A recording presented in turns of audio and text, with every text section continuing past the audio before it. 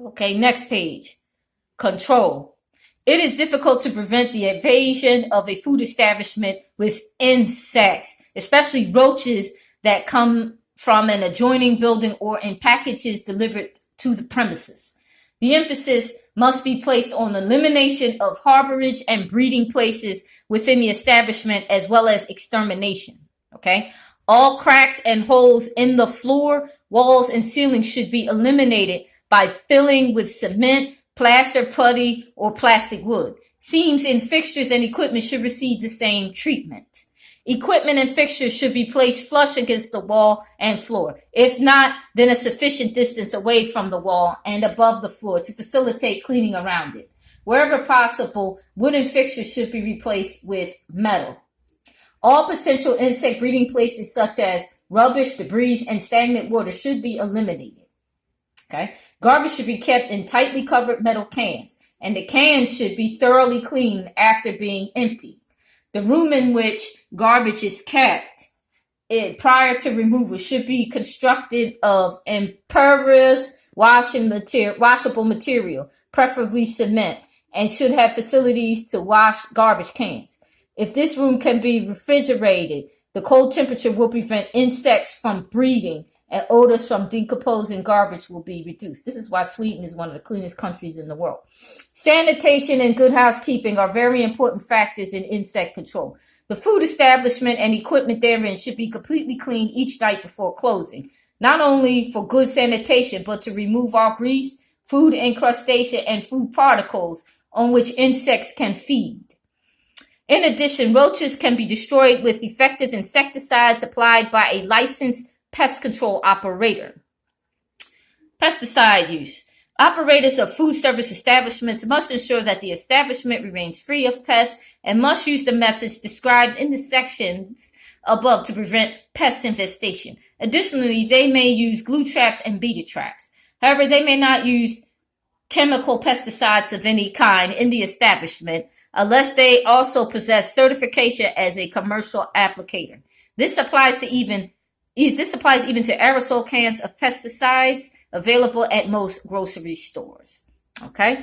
Cockroaches, particularly German cockroaches, have been identified as the most common source of cockroach allergy in the USA. There are close to a dozen proteins linked to cast skins, droppings, or frass, or whole bodies that can cause allergies in humans. The allergens are heat stable. One study showed that 40 to 60% of people with asthma also have a serious allergy to cockroaches. Women seem more likely to be allergic to cockroaches than men. Okay. Next. Norway rat. We're going to talk about them rats because they can bite you. Rattus norvegicus. Norway rat, the most common rodent in New York City, is a burrowing mammal. A burrow is a hole or tunnel dug into the ground by the rodent to create a space suitable for habitation. This small mammal is not indigenous to the United States, but is believed to have come from the ships from Central Asia around 1700s. Well, why they name it the Norway rat then?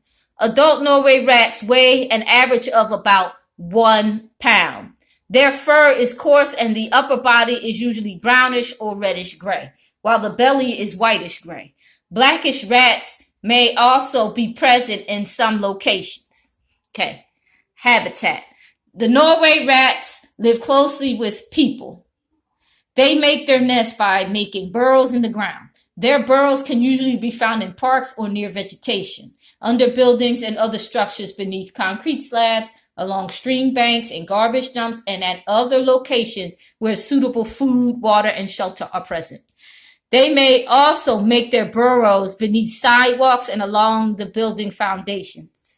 Additionally, an unkept open space with clutter may also prompt rats to make their burrows. All right, so keep your space clean and neat. However, being opportunistic, they will also make their nests in between walls and other open spaces.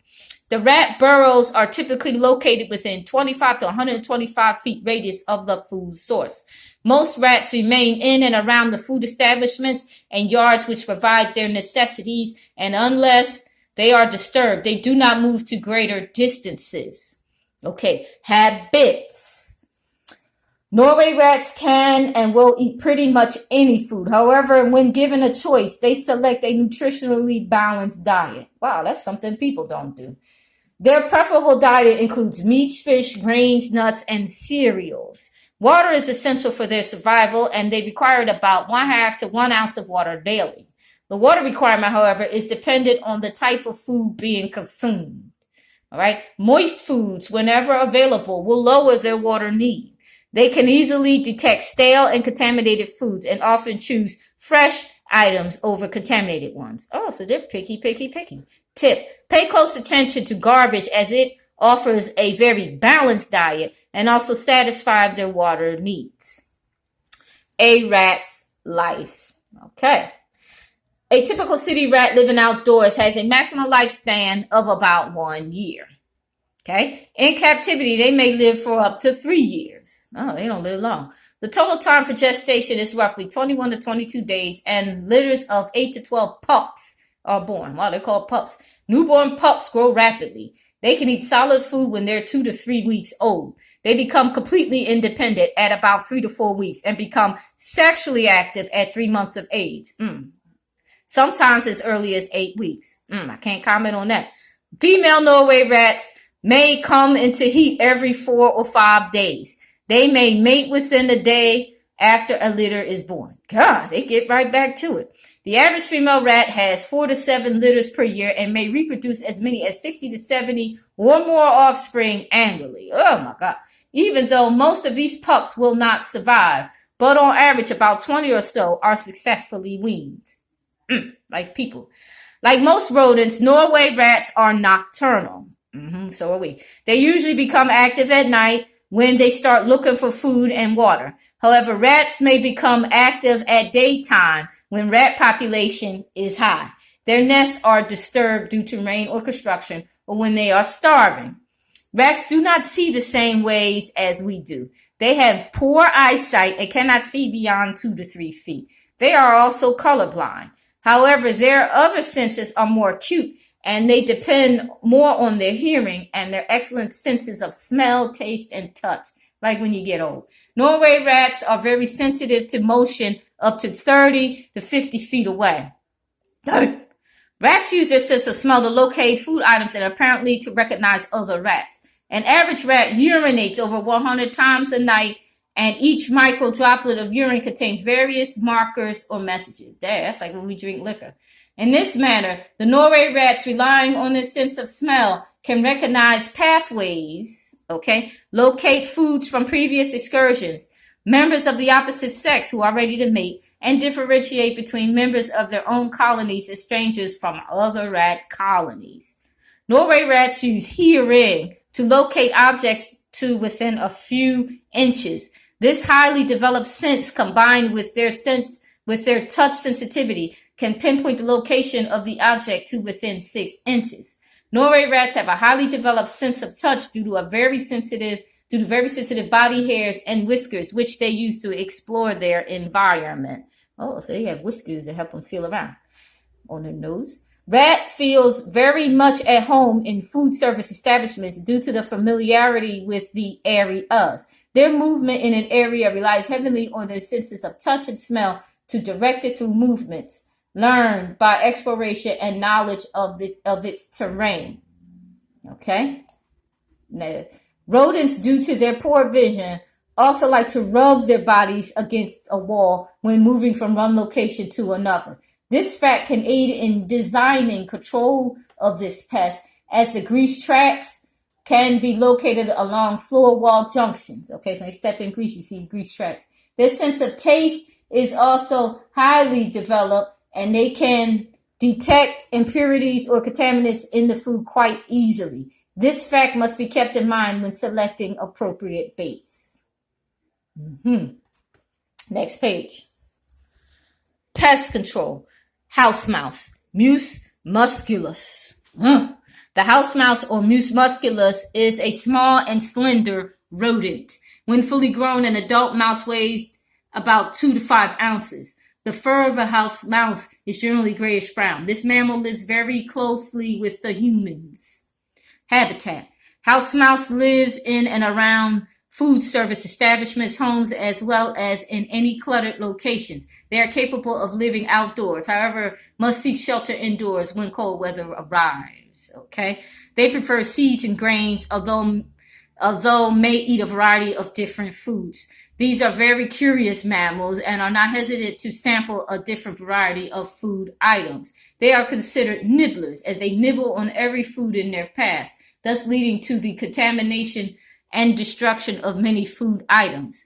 A mouse only needs 2 to 3 grams of food daily and can survive on very little amount of water, as most water is derived from the food it eats. Wow, we need to eat like that and lose weight. Okay, a mouse's life. Like the rats, house mouse are also nocturnal. However, it is not uncommon to see them foraging during the daytime. Their appearance during the day does not necessarily indicate an infestation. Like the rats, mice also have poor eyesight and depend more on their senses of smell, taste, and touch. When shelter inside of the food establishment becomes scarce, house mice can also dig and may burrow into the ground in yards or around building structures. Typically, mice nests consist of fibrous material in the shape of a ball. These nests are usually 4 to 6 inches in diameter. Litters of 6 are born 19 to 21 days after mating. They grow rapidly, and after 2 to 3 weeks, they begin to make short trips from the nest and start eating solid food. Mice are sexually mature as early as when they are 6 to 10 weeks old. Can't comment on that. Mice may breed year-round, and a female may have 5 to 10 litters per year. Mouse populations can grow rapidly under good conditions. Typically, a mouse normally travels no more than 10 to 30 feet from its nest to the source of food. They do not compete well with rats and therefore are not likely to be present in areas frequented by rats. If a food establishment has a rat problem in the basement, it is unlikely that a mouse problem will also exist in the basement. They are more likely to occupy the kitchen on the first floor, living in spaces between walls and baseboards. One area that is constantly overlooked when rodent survey is conducted is the drop ceiling. Okay. The ceiling with its insulation provides an ideal nesting area for colonies of mice. A mouse constantly explores its environment, memorizing the locations of pathways, obstacles, food and water, shelter, and other elements in their domain. They quickly detect new objects in their environment, but they do not fear new objects.